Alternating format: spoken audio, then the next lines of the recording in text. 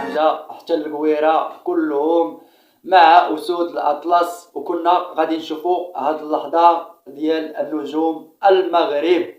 كاملين معكم من الصحراء الى البوغاز، وحنا كنبغيوكم وديما مغرب. كنتمنى لكم التوفيق ان شاء الله، يكون الرباح حنا معكم والله يسهل اموركم. خويا حنا ثايقين فيكم، بون شانس الماتش الجاي ان شاء الله. الله يسر، نتفرجوا فيكم اخويا ونشوفوا.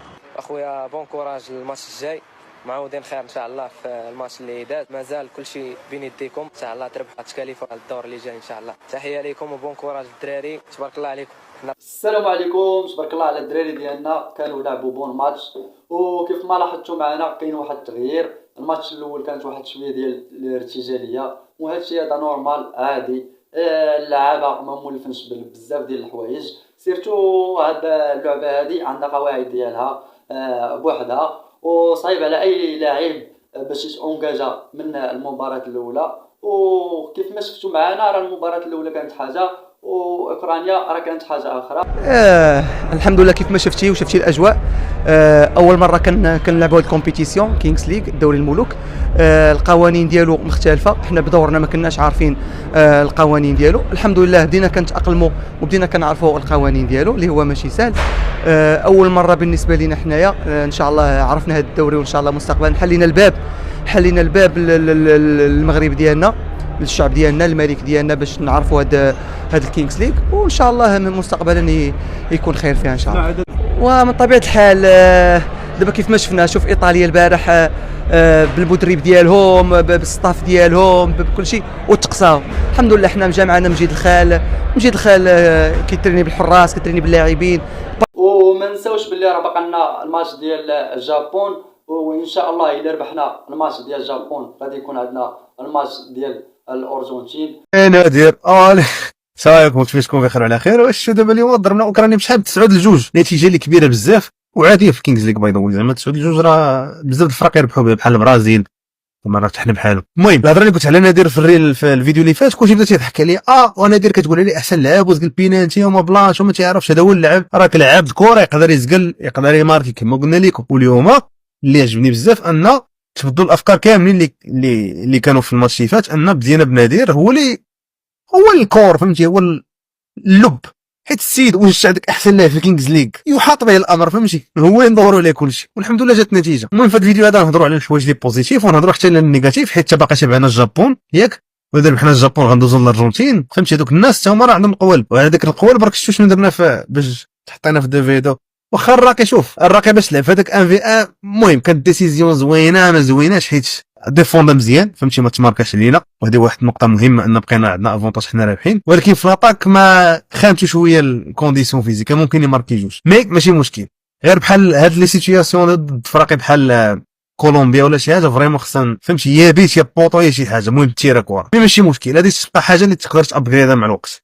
واللي زوين ان شفنا الفرقه ديال المغرب ما خلاش في الاجواء ديال الكينغز ليغ، ماشي بحال الماتش اللي فات كنا كنبانو مدهشرين. بوصوفه لعب 20 دقيقه. بالنسبه لبوصوفه واخا تخليه يلعب اليوم، مي انا مازال مع الفكره ديال انه ما خصوش يلعب، حيت راه شفتو ما تفرجتوش تفرجوا في كولومبي ضد تركيا، راه الجرايه الفرافر. البروفيل ديال بوصوفه مع لاج الاخر مابقاش معاون انه يجري، باقي عنده اللمسه ولكن شوف عطيه لي جو. فؤاد واخا ما عجبنيش اليوم، كان شويه ما عندوش الكومبوزر، مي راه شفتو الباس ديال نادر اللي عطى لسعود بعد واحد بغيت نجبد شابو لسعود، ما عنديش شابوني، شابو خويا سعود. عرفتي كيفاش ديمارك عليه لتحت داني الفيس صافي جد، ودغيا شافو.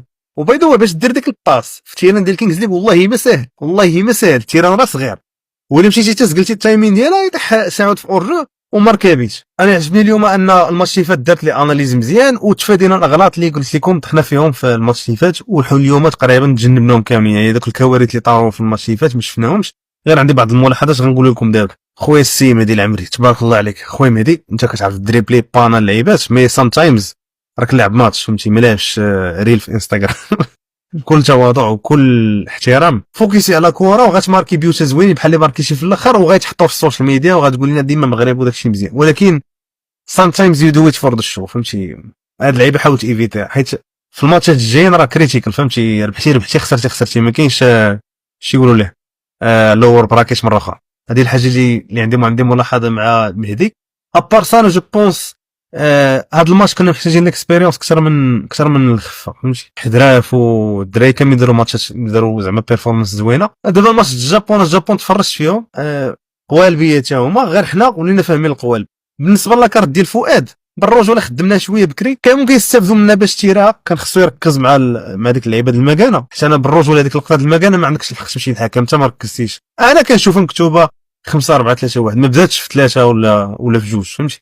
ومشات شكا انه ما سمعهاش، على الاقل ضمن البيت. هادشي اللي كاين. نتمنوا ضد الجابون نديروا شي بيرفورمانس اللي مزيانه ان شاء الله ونكملوا، وهادشي اللي كاين. وديما مغرب والكينجز ليغ راه قلنا شنو قوالب تاع حراميات والتفرفير، فهمتي؟ تحيه لكم. وهادشي هذا كامل خصنا نحفزوا اللعابه، وحنا عندنا يقين بان هاد اللاعب هذا ان شاء الله غادي يمشيو بعيد في هاد لاكوب هادي. الطاقه السلبيه اللاعبين بالعكس كلنا ما بحال مثلا لولا الظروف شفتو مشى للطاليان، طلع ليا واحد اللعيبه ديالو وحشومه، واحد بهاد السروال هذا ولا بهاد الجين يكون في الطاليان، وانت اش تتخرى تتصنع البترول. اجي نشوفوك نلقاوك تجي داكشي تجي تنجرو حنايا تتكوز في الطواليت وتتمسح كما تنمسحو هنا، تاكل نفس الماكله تتخرى نفس. واحد الانسان سهل عليه الله يعاونه، يجي ما يلبس، هو يلبس ماشي سروال، يلبس تسليب شغلك فيه، يمشي حتى بسليب بصماطشي انت مالك. وهذاك السروال ما خصوش يكوناش انت لا تجينا كتبغي تلبس عليا بقات في اللباس.